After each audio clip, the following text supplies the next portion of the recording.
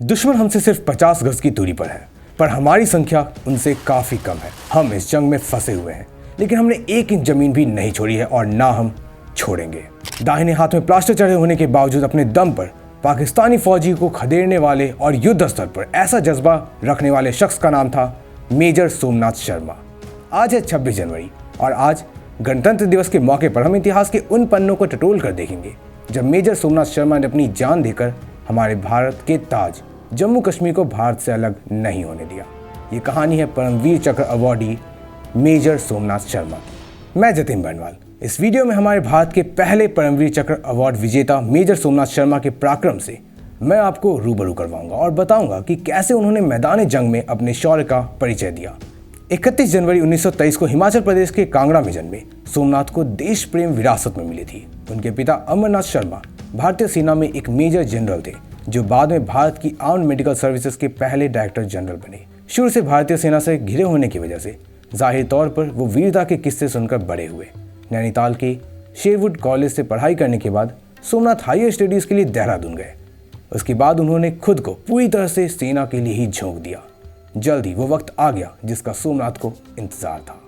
बात है 22 अक्टूबर 1947 की। आज़ादी को 3 महीने भी नहीं हुए थे कि जम्मू कश्मीर को हासिल करने के मकसद से पाकिस्तानी सेना ने आक्रमण कर दिया। ऐसे में अगली सुबह ही दिल्ली से श्रीनगर के लिए भारतीय सैनिकों को रवाना किया गया। इसमें ही 4वीं कुमाऊं रेजिमेंट की डेल्टा कंपनी 31 अक्टूबर को श्रीनगर पहुंची। इस कंपनी की कमान जिस मेजर के पास थी वो सोमनाथ शर्मा थे। उनके हाथ में प्लास्टर चढ़ा हुआ था। उन्हें चोट के कारण आराम करने की सलाह दी गई थी, लेकिन वो नहीं माने। 3 नवंबर को उनके नेतृत्व में बटालियन की ए और डी कंपनी गश्त पर निकली और बड़गांव गांव के पश्चिम में खंदक बनाकर सैन्य चौकी बनाई।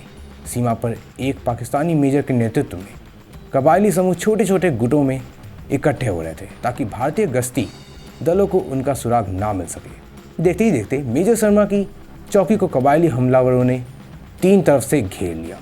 मेजर शर्मा की टुकड़ी में 50 जवान थे। मदद आने तक इन्हीं जवानों को हमलावरों को श्रीनगर एयरफील्ड तक पहुंचने से रोकना था, जो भारत से कश्मीर घाटी के हवाई संपर्क का एकमात्र जरिया था।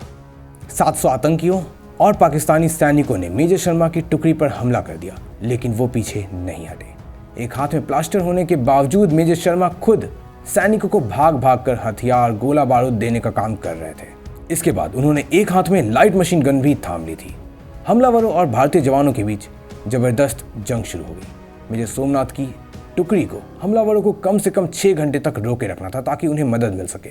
मेजर ने जवानों का हौसला बढ़ाने के लिए गोलियों की बौछार के सामने खुले मैदान में एक मोर्चे से दूसरे मोर्चे पर जाकर जवानों का हौसला बढ़ाया। उन्होंने खुले मैदान में कपड़े से एक निशान बना दिया ताकि भारतीय वायुसेना को उनकी टुकड़ी की मौजूदगी का सटीक पता चल सके। इसी बीच एक मोर्टार के हमले से बहुत बड़ा विस्फोट हुआ, जिसमें मेजर शर्मा बुरी तरह से घायल हो गए और कश्मीर की रक्षा करते हुए शहीद हो गए। लेकिन शहादत प्राप्त करने से पहले उन्होंने ब्रिगेड मुख्यालय में अपना आखिरी संदेश भेजा, जिसमें उनकी बहादुरी का प्रमाण था। आपको ये वीडियो कैसी लगी और क्या आप भी मेजर सोमनाथ शर्मा के जज्बे से इंस्पायर्ड हुए हैं? कमेंट में लिखकर हमें ज़रूर बताना। और ऐसी ही वीडियो देखने के लिए हमारा चैनल सब्सक्राइब करना ना भूलें।